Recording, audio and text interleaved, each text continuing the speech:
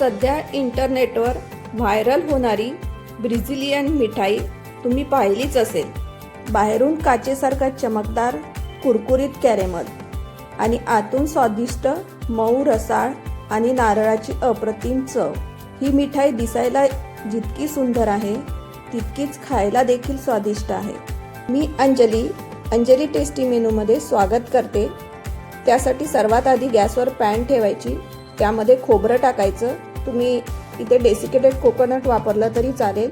Homemade condense milk वापरत आहे आणि हे दोन्ही पण आपल्याला व्यवस्थित मिक्स करून घ्यायचं। तुम्ही जर विकतचं मिल्कमेड वापरत असाल तर यामध्ये थोडंसं बटर किंवा तूप टाकायचं आणि हे मिश्रण कढई सोडायला लागलं आणि असं एक गोळा व्हायला लागला की गॅस बंद करून हे हलकंसं आपल्याला गार करून घ्यायचं आहे, म्हणजे हाताला आपल्याला सहन होईल एवढं।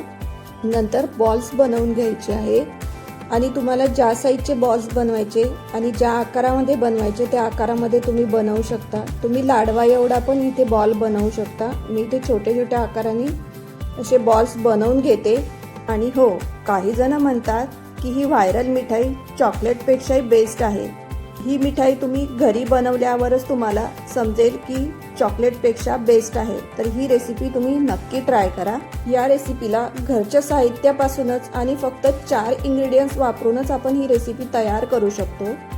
आता आपण याच्यासाठी एक कॅरेमल बनवून घेऊया। त्यासाठी गॅसवर परत आपल्याला पॅन ठेवून घ्यायची आहे, त्यामध्ये साखर टाकायची आणि साखर व्यवस्थित प्लेन करून घ्यायची कढईमध्ये।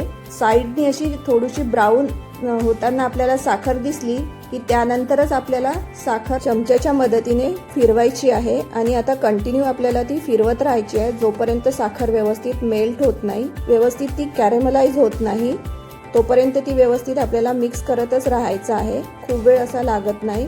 आता इथे आपली साखरही व्यवस्थित कॅरेमलाइज झालेली आहे। त्यानंतर जे बॉल्स आहे ते व्यवस्थित कोट करून घ्यायचे, सर्व साईडनी ते व्यवस्थित कोट झाले पाहिजे।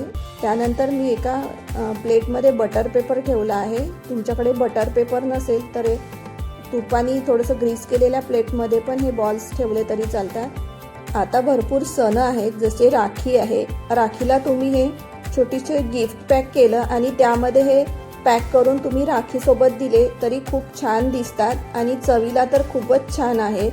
बाजारातली भेसळयुक्त चॉकलेट लहान मुलांना न देता तुम्ही घरी बनवा। ही कोकोनट कँडी अतिशय स्वादिष्ट आणि हेल्दी।